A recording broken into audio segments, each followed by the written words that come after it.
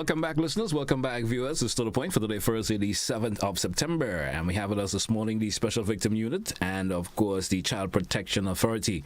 And of a conversation this morning, preventing offenses against minors. Now, the next level of conversation I want us to get into is encourage all to report violation. When you say encouraging all to report violation, who are you actually directing to encourage or encouraging to report, violence that against minors in particular? When we speak on these terms of encouraging all, it do means all. It means the community, the trial and state of Grenada Cargo Petty Magnates, our caregivers, our duty bearers, our teachers, our doctors, our counselors, anyone who have an interaction with a child. And with that, I like to, in order to encourage, we must be informed. Because if you know better, in fact, you will most likely do better. And to draw reference with the Child Protection Act 2010, Section 27, all right, and subsection 5, that speaks to mandatory reporting. It says clearly that any duty bearer, as I explained earlier, who they are, a person who have care and custody of a child who has information that might lead to their suspicion that that child is in need of care and protection, and you fail to communicate that to the director of your authority or even to law enforcement, the police, there's consequences. Okay. Right? And the consequences are a rate of $5,000 fine or to imprisonment of 3 months if you as a parent have knowledge or have some indicator that's lead to your suspicion that that child is in need of care and you fail to bring that to the authorities' attention for support of that child, there's consequence. And when we go over to the criminal code, section 183, we see that under the criminal code there are several penalties, and this is mostly to encourage persons to be in the know and to know your place as a parent or a guardian, to know your place and responsibility in the care and protection of children who are victims of offenses. And primarily in Section 183D, it speaks of sexual violence, whereas the Child Protection Act speaks of a child just generally in need of care and protection. So if there's some form of neglect or there's not the basic necessity being provided to that child not going to school, they not receiving medical attention, dental care, and that child need help, it's your responsibility to reach out for help. And don't let that child suffer, right? And even too, because we still on the topic of encouraging all to report these offenses, right? There's a section again in the Criminal Code, Section 45, that speaks to aiding and abetting. That is something I like to deal with. I won't really say like, it seems that there's so much passion towards it, but it helps me, to put persons who are ignorant, and I say ignorant, I mean the definition of lack of knowledge. Yes. They do not know their role, and they allow certain offenses to occur. They may have the tenant may have a tenant, the landlord may have a tenant. It leads to a question I want to just interject here. A neighbor, per se. Well, a neighbor will not necessarily fall under that section I'm speaking about. Mostly the parent or parent No. What I'm speaking about, Section 45, is aiding and abetting of an offense. I was given a scenario where you may have a landlord, for example, or even a mother who has a son who occupies a room, and you allow that son to bring in a minor, knowing that child is under the age, and you allow an offense to be committed against that minor. You, the person who would have allowed that to happen, is just as guilty, and you are subjected by law to undergo the same circumstance, the same penalty, the same consequence as if you did commit it yourself. So it takes a wide range. All is involved. All is responsible. We have a moral responsibility, a legal responsibility to look after our minors. They are dependent on us to see that their upbringing is not affected by any offense or any violations against them. Right? You said you had a question. I'm saying, what if the circumstances present itself that way? I didn't know. No. You see, and the law speaks to that clearly. It said ignorance is no excuse of the law. It is your business. You ought to know. You have to find out. If you don't know, find out. Because sometimes folks will see a youngster or their son or their daughter bringing a youngster to their house and may not even question the individual's age. And you saying the law will come up against you once that individual is under the age. Well, law enforcement must investigate to see if, in fact, it's a genuine case of not knowing. Not knowing. But notwithstanding that, you have a responsibility as a parent. Because in the past, we have charge and process person who, in their opinion, were just negligent as parenting because their child or children would undergo these sexual acts in your environment. And you're saying you don't know, the law would have to speak to that, and we have to investigate and bring it before a magistrate to see how, in fact, what you're saying makes any sense at all. Because it's your responsibility to know what's happening under your household, under your custody. Well, in some of the reporting also, what are the signs individuals should look, or signs per se, that individuals should look out for in terms of knowing that maybe some violation is taking place in order to have it reported? Well, there isn't any hard and fast. I maybe say two or few, and then you may speak on some, because it ranges from individual to individual, situations to situation. It ranges from the type of offense, the age of the person. It may go as from withdrawal to normal activities. In terms of their behavioral pattern and so forth also. Even to getting more actively involved in things that's unusual to your normal behavior. You may see an older child redress their behavior to a younger child behavior, maybe wet in bed, sucking the finger, and maybe see signs and marks on the body that is not explained properly, and the list goes on, really. Yes, very much, because as you said, it varies based on situations. But one of the things is also, even like when persons, in terms of the teenage girls, you know the family income is not so large, but every day your child has extra money. Her dress code change, her language change, her behavior change. She's coming home with things that there is no explanation behind it. There are times that, the behavior pattern, she's become more secretive in terms of with the texting and the use of the electronic equipments and so forth. But there are not all the times that persons would pick up on signs. Yes. And sometimes the signs that we look for in that situation may not be the signs that is actually being presented. So that is why the law gives, when we encourage persons to report, we said once you suspect. Yes. So you may not have all the details, but anything you suspect, you say, that ain't looking right. It's unusual. As we say, there is something inside us or telling us, that ain't good. So you make a report. And even if there are many times the community person say, we're not willing to make report because we don't want our name called. Yeah. Confidentiality is the main thing in reporting. And even if the law gives you the opportunity that when you call to make a report, you don't have to leave your name. You can make a report anonymously. You say, I would like to make this report about a situation, but I do not want to disclose my name. We are not going to fight you for your name. All what is important to us is ensuring that report is acted upon. So once you suspect, let us rule it out, because that is why we have to do an investigation, because not all report that comes to the authority is true. We have to do an investigation, and based on the results of that investigation we do. But we encourage everyone, once you see something that's not looking right, make a report. Call Child Protection Authority. Call the police stations in your district. Call Special Victim Unit. Let someone know. Do not keep it to yourself and gather your own evidence, because while you're gathering your evidence, the life of a child or an individual is being destroyed. All right, we'll have to think of that. Another question I want to ask is probably going back a wee bit in terms of the statistics, in terms of in terms of what is violations against youngsters in Grenada. What is the stats about that in Grenada? How serious is that in Grenada per se? Taking down on me. Okay, as it relates to the numbers in terms of the cases. I mean, you may not be able to give us a full number. Right, but what I do know for sure is sexual violence is very prevalent. Yes. It's like a plague right now, and that is why I believe this program is very, very important, because we are encouraging persons to report, and not just report, but to try to see what you can do to prevent, because we have the sexual offenses against the children, especially those under the age of 10. They can't defend themselves. And that is the duty of the parent and the persons who have responsibility and care for children. We are encouraging persons to become more aware become parents and family members. This thing where it is that may not be approachable, because there are many persons that you would hear saying, oh, the parent, they're unreasonable.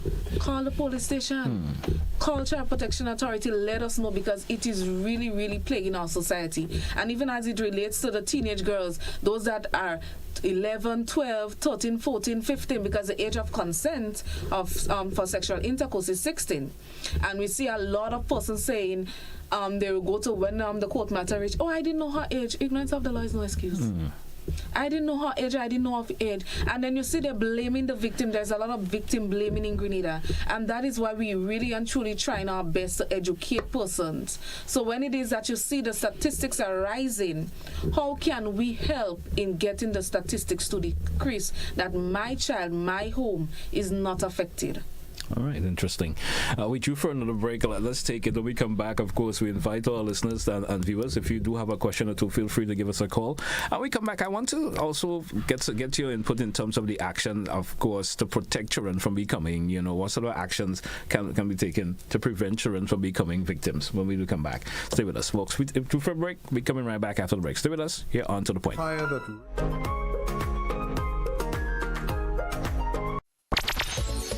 Is giving you more chances to multiply your Playway winnings by adding Multi-X to your regular Playway bets to win up to 5 times more. Imagine winning as much as $1,200 instead of $240 with a $10 Playway bet by simply adding Multi-X. Place your Playway bets from $1 to $10 or in increments on your favorite Playway symbols or numbers. Then add the Multi-X option at the same value to win 2 times, 3 times, 5 times more, or free plays. With Multi-X, you must bet the same amount wagered on your regular Playway bets for your winnings to be multiplied. Grenadians, value your dreams and win your way as much as 5 times more with Multi-X added to Playway, and watch your money grow. Must be 18 years or older to play. NLA, making your dreams come true.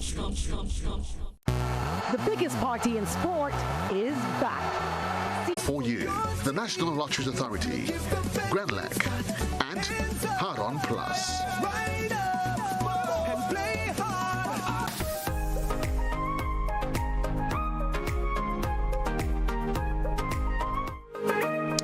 Welcome back, listeners and viewers. It's To The Point here on Classic Radio and GBN TV. Good morning to our social media audience, also those of you via our YouTube channels. Good morning and welcome. Before we took the break, I was saying I want to get into, of course, actions that could prevent children from becoming victims. What sort of actions could be taken to prevent children from becoming victims? Okay.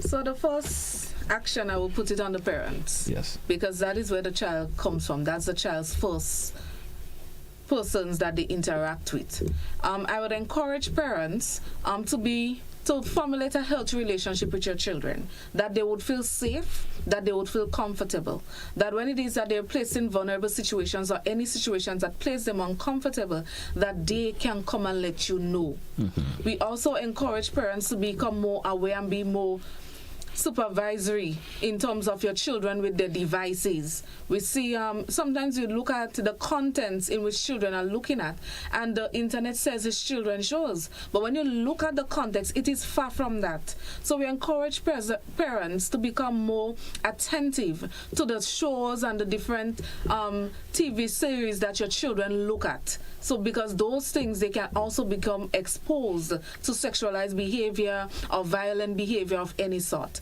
So we encourage that for parents. In terms of the school and different persons in the community, we encourage teachers, once you see early signs, sometimes the abuse has not yet started. It's in the grooming phase.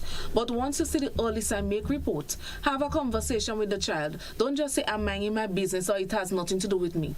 So we encourage professionals and different persons that interact with children to build that rapport, make that report, look for the signs and the early signs that is. Because as we sometimes when we're looking at STIs and things, we have this quote, early detection save lives. Yes. Right. Yes. So once you have the early signs and you see those things, you become familiar with it and you have that discussion. We also encourage persons to be knowledgeable. The laws are there online. We have the internet at our disposal. You can go on Google and type in Child Protection and Adoption Act of Grenada, and you've seen all the laws. All the laws are made available. So these are things for parents to become aware of. Everyone should know. So when it is that you know how to do. Because persons say, oh, I don't know and I don't know and I don't know. But the internet is there at our disposal so that we can know. Even in terms of with Child Protection Authority, what are some of the things that we try to do is we do a lot of the social media campaigns. We have information through brochures and flyers, and we do the social media campaigns. We do going out to different schools. In the past, we have gone out to various schools. Even early this year, we would have had our drive where it is we went to different communities and different schools, educating persons. These are the early signs to look at, because we believe education is important. Because once you are educated about situations, you know how to respond at the earliest time possible that we hope, so that you can prevent it from manifesting into something more dangerous. All right. Detective Coutain, anything you want to... Well, I like to go on the angle of education. Mm-hmm. And by education, I mean informing or giving that information to the children. Because I believe that if you know better, you do better. And if you know what to do in event something happens, then your better chance of avoiding it increases. Right? And if something happened to you, God forbids, you know what to do thereafter. And I love the angle also of the good touch, bad touch in the case of younger children. Yes. You know, you let them know, you spoke on that, things that, the touches that might be inappropriate or uncomfortable. You know how to recognize it early, so in the event it happens, you know, well, you need to stop. And if the person persists, then you know what to do thereafter. You cry out, you scream, you bring it to the attention of someone in authority, your parent or guardian. Right. You know, because the whole idea is that we want to limit persons being self-targets. And by that, too, person as in all aspects of any offenses, there is making yourself a hard target. Because I'll tell you this, perpetrators, they know how to pray. They know how to look and to pick out the most soft targets or vulnerable persons so they can explore on the disgusting ventures. Yes. Right? And if you understand that if you limit the opportunity and you limit the person's ability in doing certain things, or you remove the desire from even the perpetrators, you lessen the offense. Because we speak a lot on the victims, but even too, we have to target the potential perpetrators, right? And it could be anyone. Yep. It could be whether male, female, adult, or juvenile, or minor, right? And if you give that information over to those side of the side of the perpetrator, you will limit them from in the future becoming a perpetrator going forward. All right. Information. We do have a caller. Let's entertain our caller and see what he has to provide with us this morning. Caller, good morning and welcome. Oh yes, good morning, GT. How are you today? Not bad. Go right ahead with your contribution, please. Good morning to your guest. Let me say that good morning to your gentleman and lady. You're doing a fantastic job, right? This angle is so wide that sometimes you don't know where to turn. But something is running in my mind. I am asking a question: who make the laws? And with respect to that situation, do you have ever encountered people at that level committing those acts, breaking the law in that area? And sometimes, you wonder, lawmakers make laws, and eventually they break the laws. But something else running in my mind. When you have a young lady, not yet 40, having children at teenagers in secondary school and in primary school, and you have them removed from the job, not having anything to do, explanation can be given. Do this situation create the foundation for this abuse of these young children? And does this be taken into consideration? Do you looking at it at this angle? Thank you. Thank you, caller. Thank you. Anyone wants to respond to the caller? You understand where he's coming from? Well, I believe the question came twofold. First part, second part. The first speaks in regards to where the law came from, and if those persons who make the law are also perpetrators of the law. The fact is, I think that's along the line he was going. Yeah, at first, and he spoke second of the aspect of the female losing a job, and if that breakdown in maybe income or support will create an environment for children to be abused. The answer to that is yes, of course. Yeah. You know, the social fabric of society are easily torn, and it can be torn by many things, contributing factors that range from even loss of job, dependent heavily on a partner who would choose to use that as a stronghold to commit their acts, from not having proper education or support, or in the wrong circle environment. Because we have a tendency, you know, we like to be in the wrong crowd and having conversation where they be by the side of the road or the shop, and you're speaking on topics now you have no expertise on. Yes. And oftentimes people who like to give advice, a lot of persons like to give advice, doesn't have that experience, or doesn't know what really they're saying. And we tend to lean on them and do that, do this, leave the man, go and handle this, or whatever the case may be. And the fact here is really we need to know where we're taking our advice from, or where we have our counsels from. So make ourselves more in the know and arm ourselves, so we make better decisions, even as mothers, fathers, guardians, children. We in the know, and our decisions are calculated, and it safeguard ourselves and other persons. All right. Really, that's what it is. Caller, good morning. Welcome. Yeah, good morning. Good morning to you, caller. I want to ask this question. In regards to good touch and bad touch, I would like you to tell me who should see about a child. If it's a boy, who should see about him? And if it's a girl, who should see about him? And the reason why I'm asking that is because I am a father and I see about four children already, 2 boys and 2 girls. And I had to touch them all parts of the body because I have to bathe them. I had to clean them and feed them, put on the diaper and everything. And we had no problem with that because what I was doing is just what any mother would do, take care of my children. In the days I'm talking about, it's not like now with father interfering with the children. These father we're talking about was big father in its true sense of the word. You see about a child, and you have to touch him because you have to put on his diaper and you have to clean him. So you must touch between the legs, and you have to be mindful of that. Now, I remember some time ago, I went to Trinidad, and I was living close to an old woman who was about maybe 80, 90. And I was passing one day to go and by my aunt. And this old lady said, Mister, that time I was about 25, 30. Mister, come. So I go to her, I go up to where she is, and I say, yes, good morning, miss. What could I do for you? She said, I want you to bring some water for me. I say, you have anything to bring it in? She said, yes, I have a bucket there. I said, and the drum? She said, I want you to pull it for me. No, I was a grenadier and just come in and go in. She didn't really know me, but she asked for it. And I take the bucket and I full the drum for her. And when I finish full the drum for her, she tell me, but I want to bathe. And I can't bathe myself. I say, so you want me to bathe you? She said, yes. And I was a bather properly. And when I reached in her leg, she watched me and she smiled.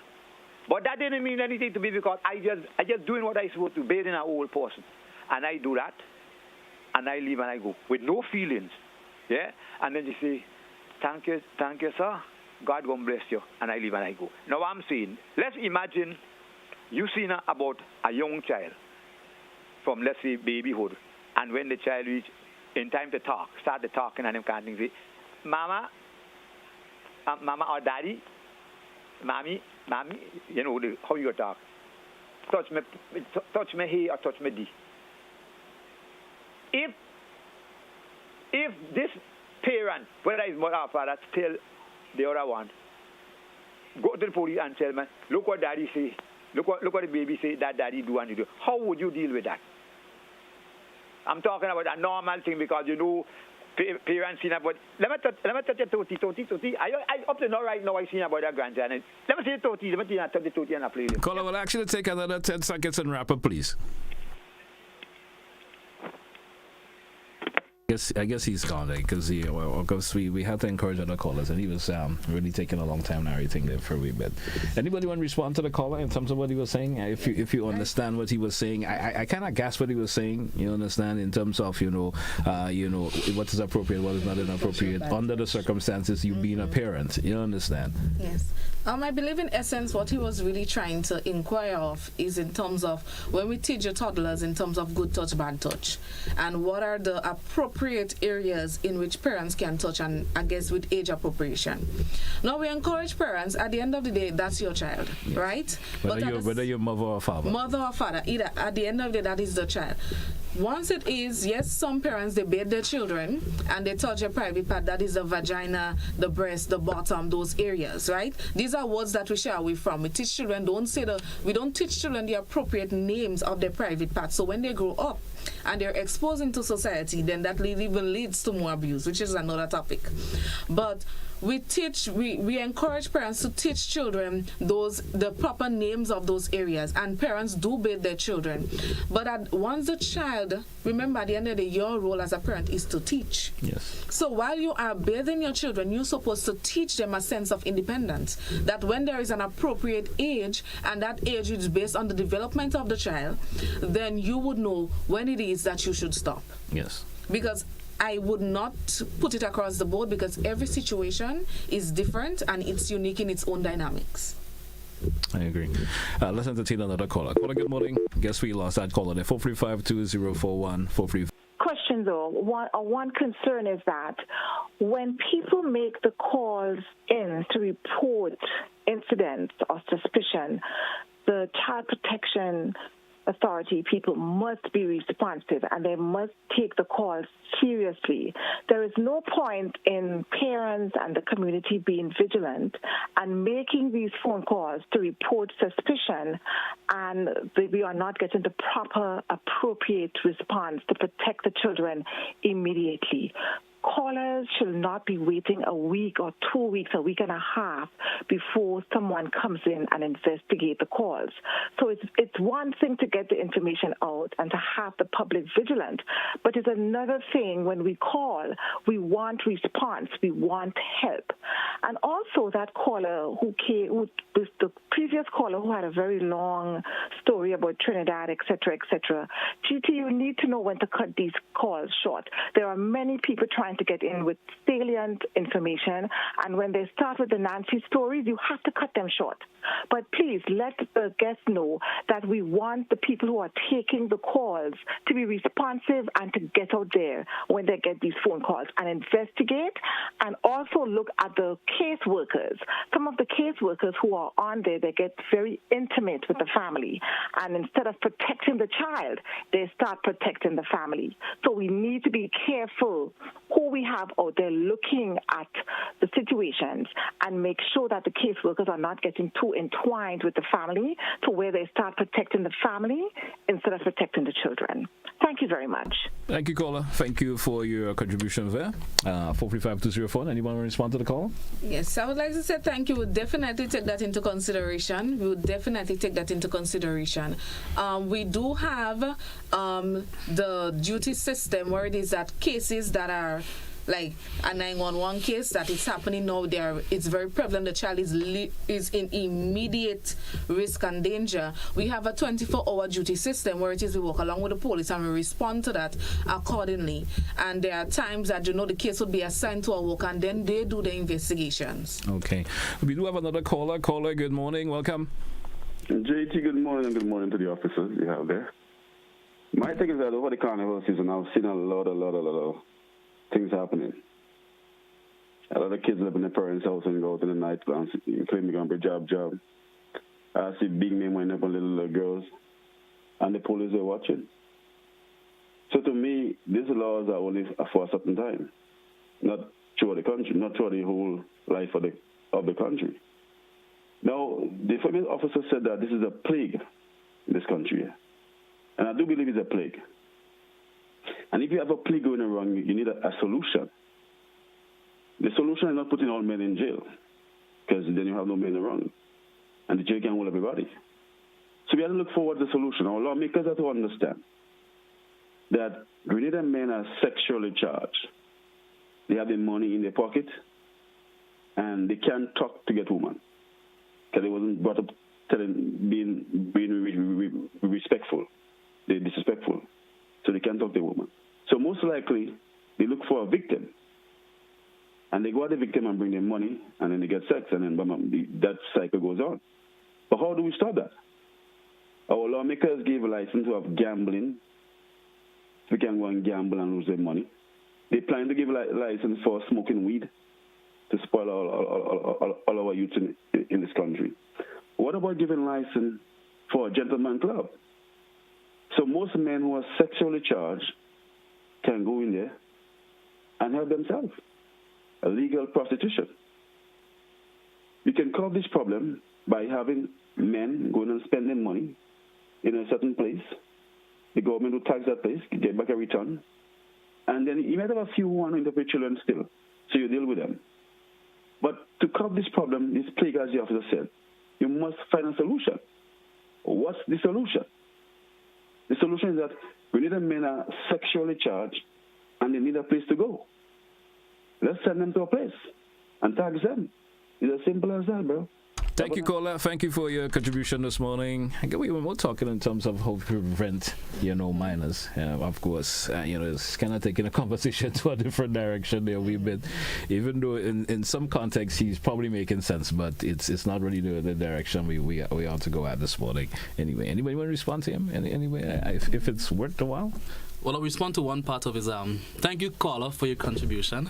I trust that the people who are charged with these implementation of laws and conditions are listening, and I trust they are, so they may address your suggestion. However, in respect to being proactive, the play will be very short with this, is that we, the police and child protection authority, are very proactive, many community outreach programs. So we try to address it in that angle, as opposed to what you suggest. But thank you, sir. All right. Let's take our final call, and then we get some closing comments. We have 2 minutes left on today's program. Good morning to you, caller. Welcome. Caller, good morning. Welcome. Yeah, good morning. I just want to make this important call. I was on a while ago because I realized I went too long, but let me say this. I want to make it clear that mothers have to understand how they deal with the children, because I can remember some time ago, a woman was telling her child father, Mary, not the name, Mary, bossing Titi. And she telling the child, show daddy. And the child crying, and daddy say, I don't want to see that. I don't have to see that. I could see that already. She don't want to change how she goes. And the mother wanted to beat the child. Is the father that don't touch her and leave her. Let's suppose it was a father with that kind of qualities like the mother. You know what happened from there? From this, that child could have never tell anybody anything that father do. So I just want to make... All right, caller, thank you so much. So you do understand where he's coming from again. Get some closing comments before we wrap this morning. Just about a minute left on today's show. Any closing comments from anyone? Well, I would like to give the information, that our departments are willing and ready to receive any information, and I would like to extend apologies to those who may have encounters and have not gotten the response intended. There's a lot of contributing factors to take in consideration when we respond to matters, preliminary inquiries, investigation, to ascertain if the information in truth is valid and so forth. So there's a lot of things to consider, but just stay high-spirited. We are going to respond. If it's delayed, you contact us, and we will see what's happening and get it dealt with. With that, I'll give our number to the Special Victims Unit is 440-4739 or 400-400. That is a toll-free number. You call us at any time, give us information, and we will respond to it. All right. Child Protection Authority? Right, so There's once plenty. again, once again, I would just elaborate on what the Corporal stated. You know, we encourage persons to make report, and don't feel disheartened or discouraged when it is that the report or you don't see that you're getting the traction you need.